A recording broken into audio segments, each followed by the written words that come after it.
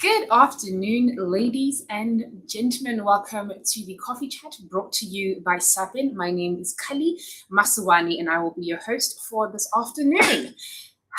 We are joining you live from Johannesburg. It's a bit nippy, but it's nowhere near as cold as it was before in the past couple of weeks. So I want to say thank you very much for joining us. And if this is your first time joining us, please let me know in the chat box and also let me know where you are going to be watching us from. For those of you who have never heard of us and it's your first time, welcome. If you do not know who we are, essentially we are a network of like-minded individuals who invest in property and also teach and help others do the same. So the SA Property Investors Network was started, I think, in about 2013. I could be incorrect, by our CEO Andrew Walker, and he wanted, a space for individuals who want to invest in property, want to grow their property portfolios, and he started Sapin, and thus far it has grown tremendously. We are well into 60,000 followers across the board from YouTube and Facebook. And speaking of which, if you are joining us from either YouTube or Facebook, please put a like or comment. Just let me know how you are finding everything. And as always, we're going to be discussing a quick rundown of our events because we have a jam-packed July across the country because we facilitate all of these networking events across the country. So in Durban, we are going to be having an event which is property legalities. That's going to be happening on the 27th of July. And this is at the DVH attorney offices in Durban. So all of the Durbanites and the guys from Pietermaritzburg, if you could join, you can get the tickets on our website. Also, we have an amazing event that's going to be happening on the 29th and 30th of July. This is the huge one.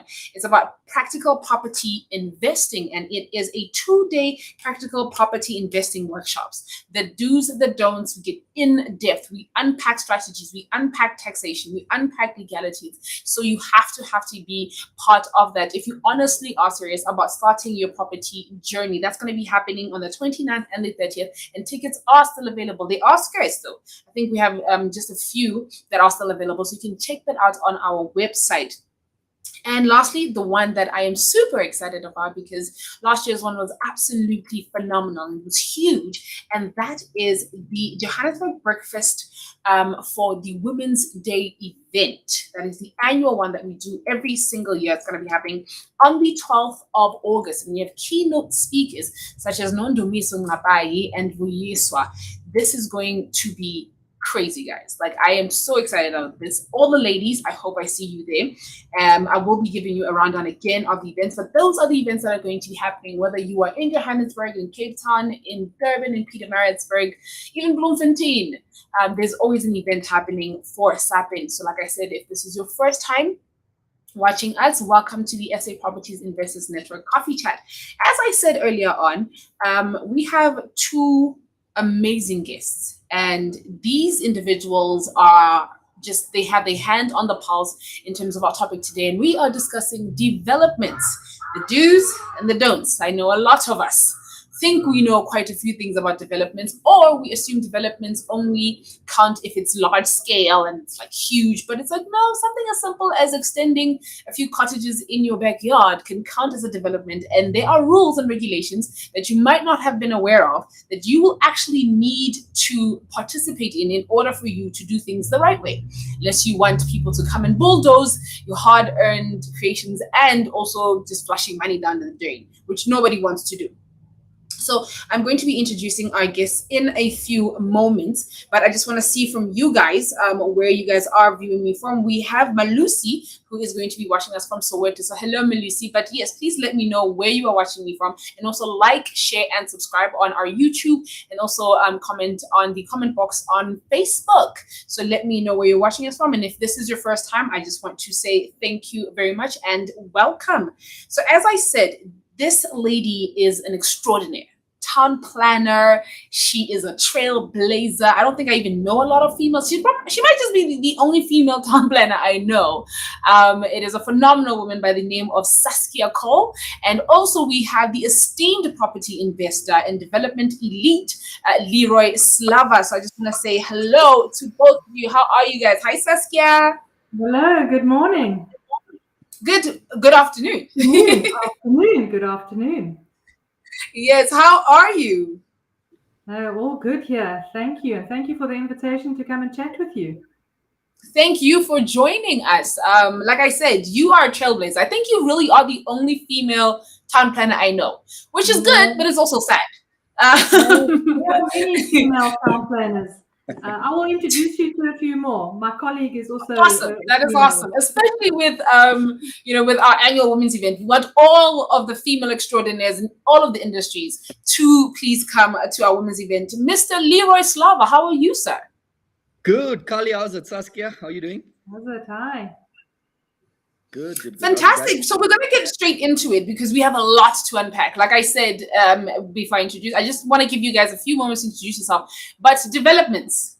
I think a lot of people, both you and Leroy, have known. Leroy, you also coach students who want to enter the property space, and Saskia as a town planner, I think you've seen a lot of oopsies that could have been avoided had people known. So I just want you to introduce yourself, Saskia, to our viewers.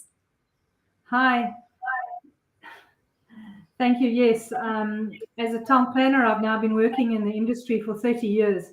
So I've definitely come across a lot of people that have made mistakes and come to me too late to come and rectify it, which is always a sad state of affair. But it's very exciting. All the projects are very unique and different.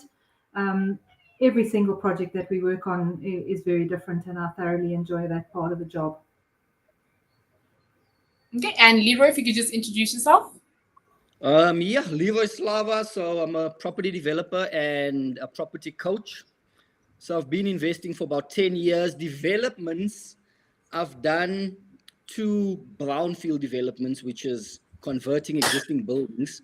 So I'm about to complete one now in the Boxburg area. So yeah, I got into developments, let's say about in the last 4 years or so. All I righty started. then. So let's get down to it.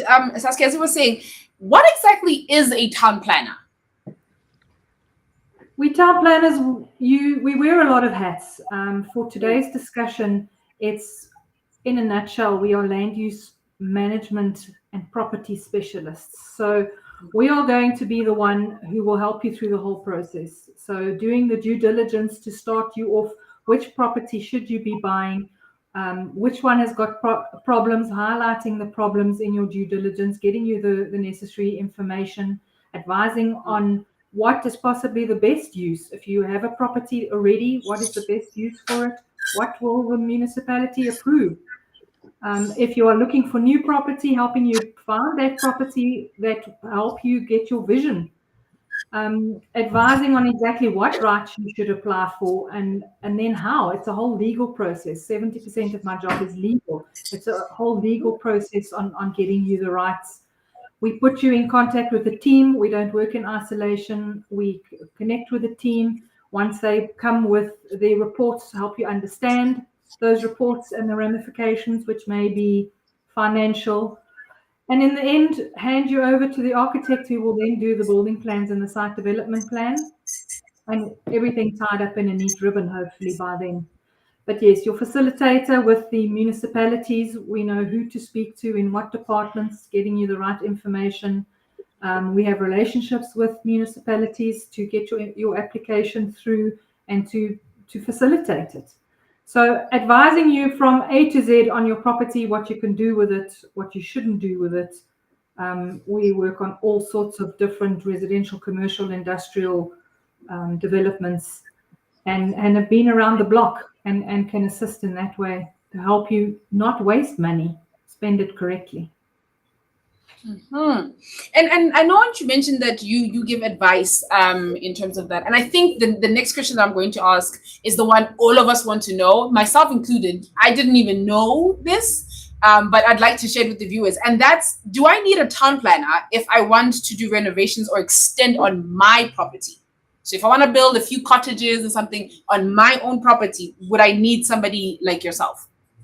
So it all depends on what your property is zoned at the moment. If it's only zoned for one house and you're just extending your house with a family room for yourself, then no. unless you are going over the building lines. So, and perhaps that building line is in your title deed, then we will remove it from the title deed. We can do building line relaxations, though often the architects do those, but generally in that scenario, probably not. However, if you're putting on 2 or 3 different new dwelling units, as we call them, with kitchens, and you're going to be renting them out, a multi-let, and you don't have the zoning in place for that, then probably yes, then we would have to rezone that property. So changing the land use rights on your property, changing your densities, changing floor areas, changing coverage, all that type of technical rights that are applicable to your property, subdividing your property, consolidating it with a neighbor's property, those type of things is where you would come and speak to the town planner. Mm-hmm. So this one, and you can also advise Saskia, but this one is for Leroy. And since you are currently doing a development, and if you've done developments on a smaller scale previously, I think the one thing that people aren't particularly aware of and sometimes don't take into consideration is the timing.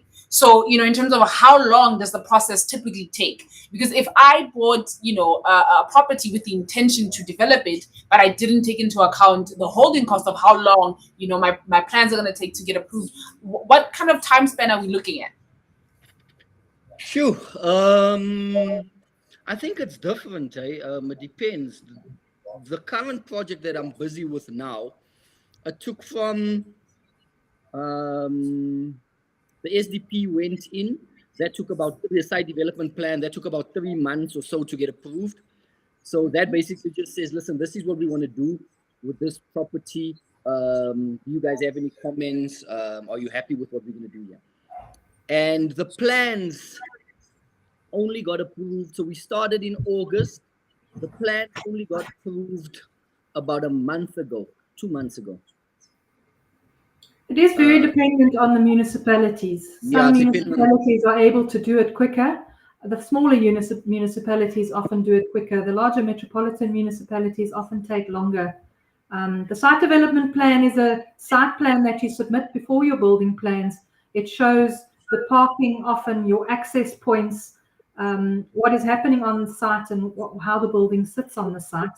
And that gets approved first before you can submit building plans.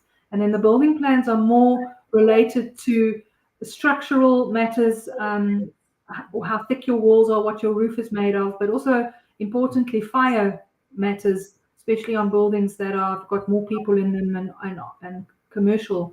The fire rationale is also very important on the building plan side. So yeah, it does depend from municipality to municipality on the time frames. Yeah. So the last project, Carly, was about 6 months, and this one was about 10 months. Okay. So it would be safe to say between 6 to 12 months. It's a safe ballpark. If all your land use matters are in place and it's a nice clean site that adheres to all of the laws. Yeah. Mm-hmm. I know guys whose plans are still not approved. It's 3 years later. Woo! Let's hope that never happens to our fellow viewers in terms of investment. But to the both of you, this one then piggybacks off of that in terms of, should you apply for plans prior to buying land or a building in order to develop? And this one is especially important. And also, guys, I want to say thank you very much to Eric, who's already asking questions. But yes, please put all of your questions in the chat box. I'm going to make sure that our experts ask them. But this one is important, I think, because people sometimes don't understand 3 years of waiting, and you've already bought the property. So would you guys say it's advisable to maybe try to get plans prior to, while you're in the process, or you buy the property or buy the land and then you can submit your request? I would say that depends on the deal that you're doing. If the seller knows that the building is not compliant and he makes that known to you and he gives you the plans that are approved, maybe you can pay slightly less for the property because now you have to go and submit new plans. It all depends on your deal with the previous owner. If he for some reason didn't declare that the property wasn't compliant and that the plans weren't approved, then he should provide that as part of the sales price. But it's different depending on your deal. Mm-hmm. And Leroy, what would you say? I would say before you buy the property, you obviously have to have an idea what you're going to do with it. Okay. So before you buy it, you get the plans. Now, obviously, I've never done a greenfield development, which is a new development. I've just taken existing buildings and converted them. So obviously, you get the existing plans with the deals I've done. There weren't existing plans. The municipality lost them, and the owner couldn't find them. So we had to redraw those plans, and then do a proposed plan of what we plan to do, and then do the costing of that to see how much that'll cost. So you can't submit it, but it's nice to do those basic plans so you can see, okay, this is what we plan to do. This is how much it's going to cost us. Saskia will be able to do this, and then take it to the municipality and say, guys, this is what we plan to do. Will you guys be happy with this once we go ahead with it? So I think before you buy the property, I think it's good to have basic plans so you know what your vision is, and you know how much that's going to cost you. Obviously, you can't submit it to the municipality, but I think it's good to have those basic plans before you buy it. And so this question is being asked by Eric, and he says, "Hi, could you please give a brief overview of the types of zoning and maybe a cheat sheet of what means what when it comes to zoning? Example, what type of zoning for student accommodation versus for multi-lets?" And this is actually a really, really good question. But it doesn't have a really simple answer. So in general, most municipalities, if not all of them, have a single residential or a residential one zoning, which allows for one house on a property. Maybe they allow you to have a second dwelling, but that's about all. Then you have a residential two zoning, or perhaps a general residential zoning in some of the schemes, which increase the densities as they go up. Then here in Gauteng, we have a residential three zoning. In Gauteng, we have residential two, which is often townhouse complexes where they are still full title complexes. They all look the same, but the density is higher. Then we move into residential three, or a general residential, which will have flats or a high-rise building, and the density is even higher. Often councils also go to residential four, residential five. Residential five is often mobile dwelling units. So over and above those normal zonings, you can get consent on some of them for, we call them hostels or communes, residential buildings. There's these very technical town planning words which differ in definition in the various town planning schemes. So you really need to go and look at the one where your property is.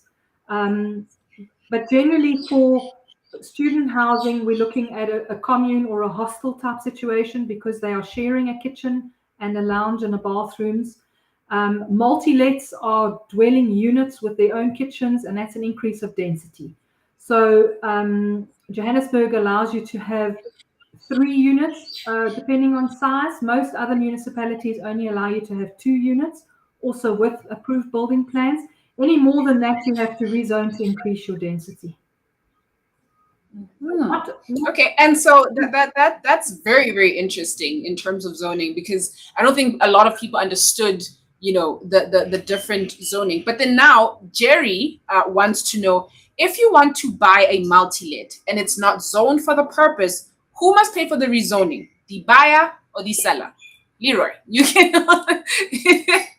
What if you want to can buy have a some insight multi-let regarding and it's not zoned for the purpose? Who must pay for the rezoning, the buyer or the seller? Why would you buy something that's not zoned? Because it takes long, and it's quite an expensive process. So if you buy it, then I think the buyer should, because you're buying it for a purpose. If you want to rezone it, then the buyer should pay for the rezoning.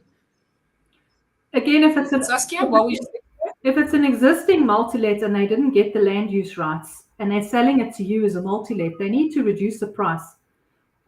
Make some sort of deal with them that then accommodates the fact that you've now got to wait a year for your land use rights, and you have to submit new plans, and it's all going to cost money. So they must then reduce the price. Yeah. It needs to be reflected in the sale. But generally, the buyer will pay for it in that case. See, Coffee Chat, offering you great advice. So as we keep the questions flowing, please put all your questions in the chat box. As you said, we'll make sure that our experts answer them. Matthews says, hi, we have acquired land to develop into residential dwellings in Mid-Val municipality. We cannot get zoning approved before we provide services. Is this correct? And then I think this is an extension. It says, our idea is to get zoning and subdivision approved, sell access stands to raise funds to develop the land. That is also a very technical question. I'm going to presume that this is an earth in an existing township, because if you're doing township establishment where you create urban and roads, that is a lot more complicated process, and you'll have to you'd have to put your services, your bulk services in before. If this is an earth in an existing township and they're just dividing it into 3 or 4, as part of the zoning, you would generally submit that you can provide services, but the provision of services and putting them into the ground generally only happens after approval of the application, because you don't want to spend that money before they approve the application. So, but you must be able to show that you can do it and that it's possible, there's enough capacity and all those things before they approve the application. Before you can register a subdivision at the deeds office, you have to get clearance certificates. And for that clearance certificate is generally when the services must be in the ground and provided. So I would say no, not for the application process. You don't have to provide and install the services, but you must show that you can do it. And then after approval, before registration of the urban, which is then when you get your money, is when you often do have to put the services into the ground. So there's a lot of balancing of finance to do there. Okay, and as we keep them going, I want you guys to just put this, because I am going to ask. Leroy, I want to know from you, what are some of the pitfalls that you experience as like a new developer that you now know, but you really wish you knew before?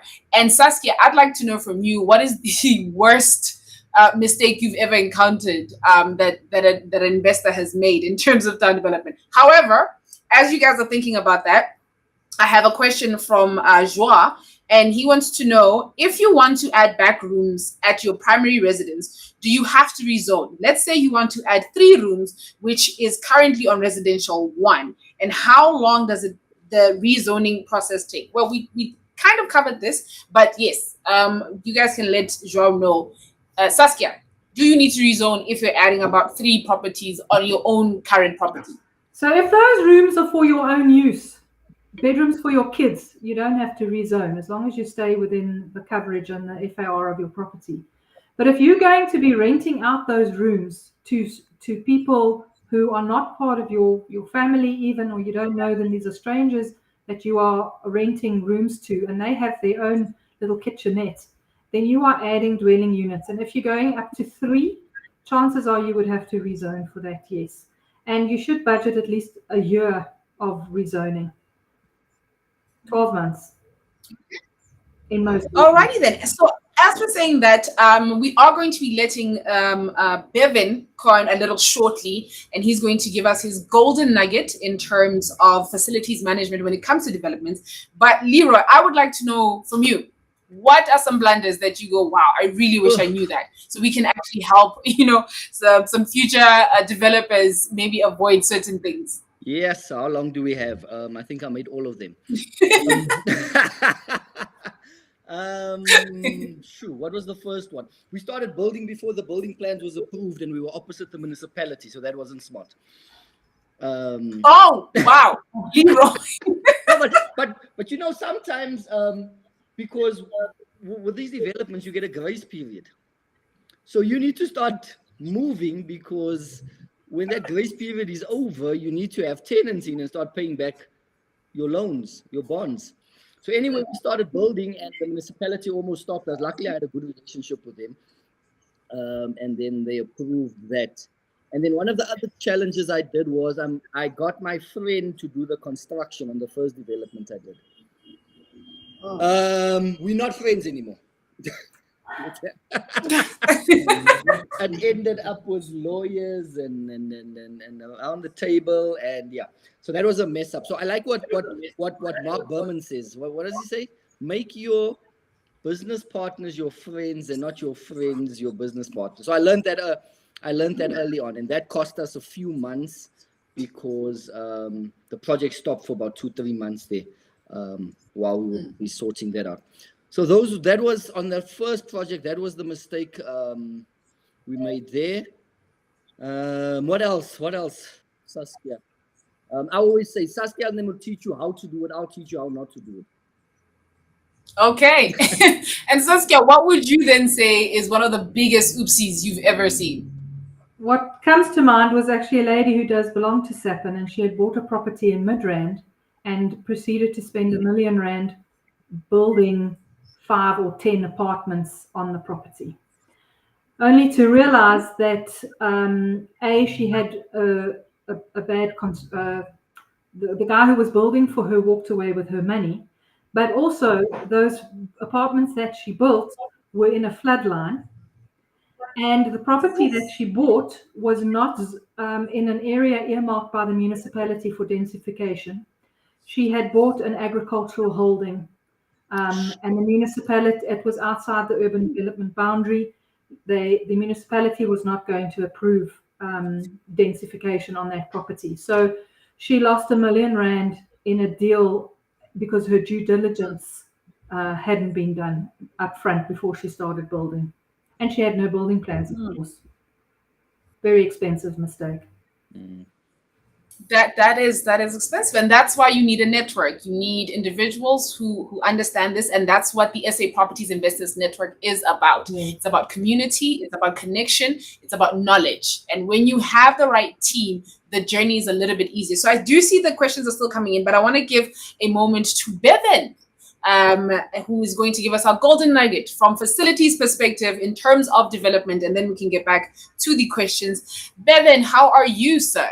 Very good. How is everyone here today? Hi, Bevan. We are great. Thank you so much for asking. So, Bevan, what would you say as a facilities manager from a facilities perspective? We're hearing horror stories, entire millions being lost, and people, building without approved plans, and your next door neighbor is municipal, Leroy.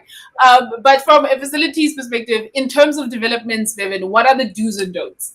I think what's coming out as a theme here is proper planning throughout the journey. So you can't just go in like a cowboy and make decisions. So something to add to everyone's to-do list is thinking about your utilities. So obviously representing SAP and prepaid, thinking about the utility side of it. One of the biggest sort of suggestions I can give people is around preventing water loss on your properties. And I really do suggest that people look at when they're planning their plumbing installation, specifically the water supply, is plan for water, or as many pipes or as much of the pipe work to be above ground and to be visible. So I know often our first fear is this idea of someone coming in and stealing copper, etc. We're in a nice era where there's a lot of alternatives to using copper, so that fear goes away quite easily. There's some nice solutions around piping that's got multi-year guarantees on them, etc. So as far as possible, put all your water supply lines above ground. Where it is impossible to put it above ground, say you need to go under a driveway or something like that, then I suggest put a 110 mil ducting in that goes under your driveway, where you've got a little bit of a manhole either side of the driveway. So if there is a burst pipe in that section that's not visible, there's going to be a pooling or gushing up that's going to tell you exactly, hey, the leak is between point A and point B, and gives you that ability to find that leak. So that's like one of my biggest tips for any new development, or even guys who are doing multi-lets, because you're doing a huge amount of reconfiguring to your property. Look at making sure your water is visible. And then on the same side, from a prepaid perspective, I think a lot of people aren't aware that you can actually get smart prepaid water meters. And what's nice about that is in the space where you can have those meters, I often don't suggest doing it in like a single residential dwelling, because the sort of hardware cost to it. But if you're doing a multi-let or you're doing a big development with multiple units, think about smart prepaid meters, because those meters have leak detection devices in them, and they'll send you a message to say, hey, there's a leak on your property, you need to send the plumber out. So those are my two big ones. And when it comes to developments, reconfiguring properties, water is a scary one, because very easily, if it's underground and you don't see it, you get into the 70 grand, 100 grand water bill suddenly. Alrighty then. So as we said with all of our esteemed members, is that prepare, make your preparations properly, do your due diligence, and afford the timing. So as we go back to the questions, Tembisa wants to know, she says, hi Saskia, what's the difference between the consent and rezoning applications? Do they take the same time period, and also do they cost more or less or the same?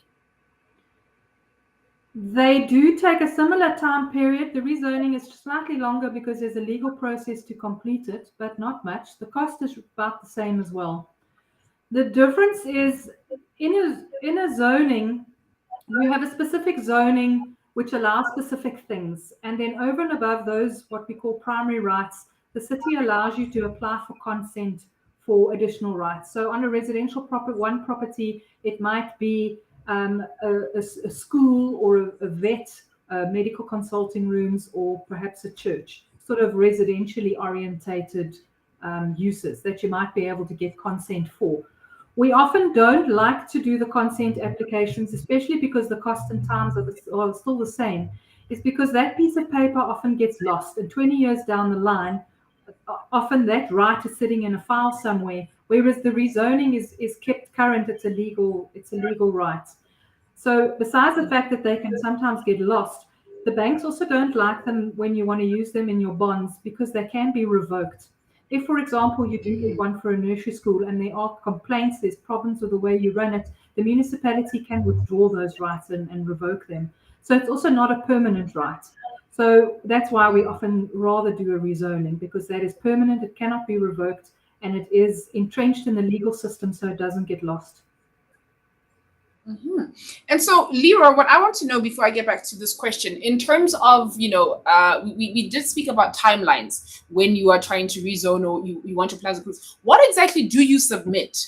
Because a lot of the time we're hearing approved plans, but what are they? Like, what exactly are you submitting to the municipality? So yeah, you submit the plans, which obviously has been signed off by the fire engineer, the structural engineer, and then there's different forms. Now, Kali, I'm not too clued up about all these different forms. Saskia is one that will be able to tell you structural engineer forms, all these different forms that you have to submit. Mm-hmm. And yeah, and I think that's it, eh? From the fire engineer, structural engineer, the architect has to be registered.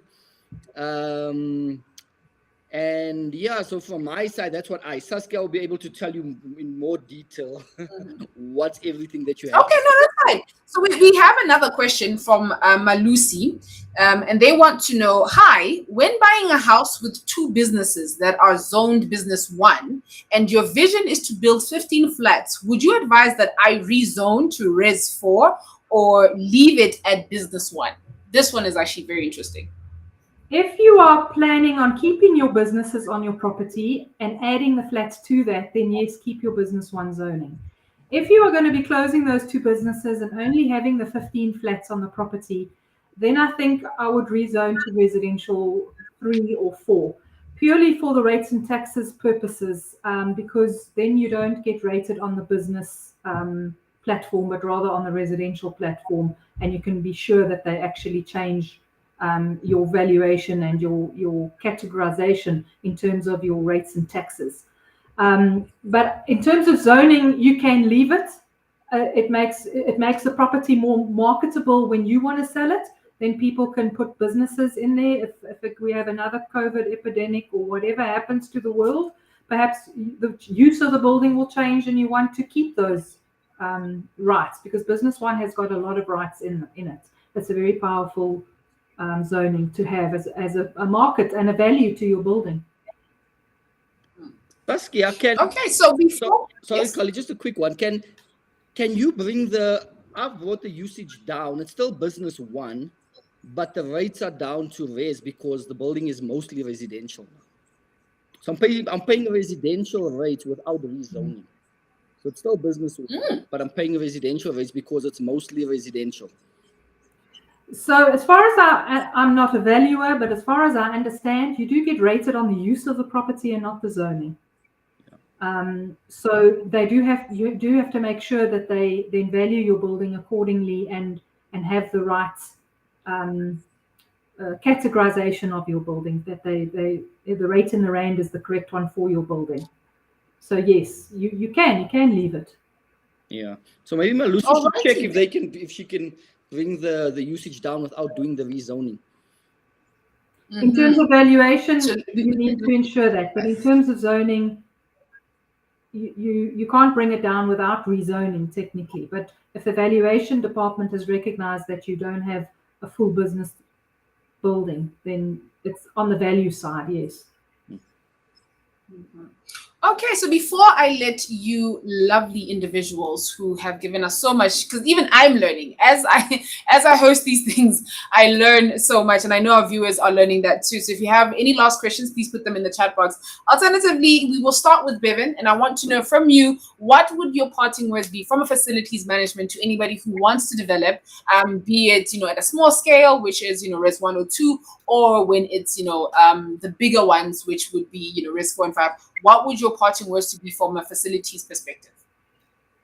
Make sure that you've got all your ducks in a row. I think the planning is so essential. So like Leroy's saying, you've got a budget as an investor and you're trying to push things as quickly as possible. So you're acting from an emotional perspective. You're going to break ground. You're going to start renovations as soon as possible from a business strategy perspective to reduce your financial burden. But from a planning perspective, you need to tick all those boxes. So you need to involve someone like Saskia as soon as possible. And if it is, like Leroy talks about, a lot of his developments are a conversion of existing buildings, get a building inspector to come in, because they'll have a different perspective and they'll look at the idea of like, hey, this is potentially a risk for you from a structure perspective. You need to sort that out before you start going into other elements of the new build side of it. So your due diligence is important. As early as possible, get your professionals in to just make sure you're ticking all the boxes and you're aware of what you need to think of.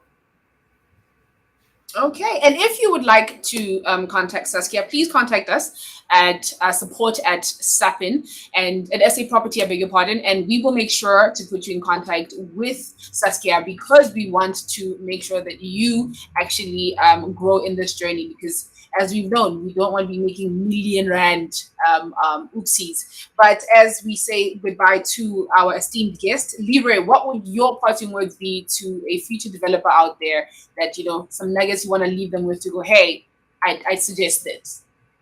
I think what Bevan said is important. Planning, and I think get the right team. Get the right team and get a team that has experience, that has done the development that you would like to do. Because you get good architects, you also get bad architects. You get good quantity surveyors, you get bad ones. So get a good team, because that's gonna save you money. Because as developers, I'm not a quantity surveyor. I can't cost it. I can't draw plans. I'm not a town planner. So get good referrals, get a good team together, and plan with that team. The first development I did, I put the team together myself, which I didn't have experience to do, hence we had a lot of challenges in that development. So the second one, I got referrals from people who've done these developments, and it was a lot smoother the second time around. Okay, and the lady of the moment. And as I was about to say your parting words, we have one more question. And it is from Nazim, and they would like to know, how long is a plan valid for? I have an update. A house plan as a room is not included in the existing plans. Is it advisable to redraw the plan with a possible future reno converting this room and adjacent garage to a separate flat? I'm thinking of, I want to sell the house, and this could be a positive for a future seller. So this individual, if I'm getting this correctly, has plans, but now there's a room that's not part of the plans. So I would like to know from you, Saskia, how long are plans valid for? As far as I know, plans do not expire. They need to, however, reflect what's on the property. So if you have changes on the property, then you need to submit new plans. So if the room that's converting the garage is already shown on the plan as a new room, then I think that would benefit your seller. Because it already shows a renovation, Okay. even though it hasn't been done yet. But as far as I know, plans do not expire. Mm-hmm. Okay, and then the last question from Malusi wants to know, land purchase. Would you advise to buy it cash or finance it? I'm not entirely sure if there's a lot of institutions that are financing land purchases, but which would you guys advise? The whole team. Saskia? I can't answer that straightforward. It depends on the deal. My first gut says use somebody else's money. Okay, Bevan?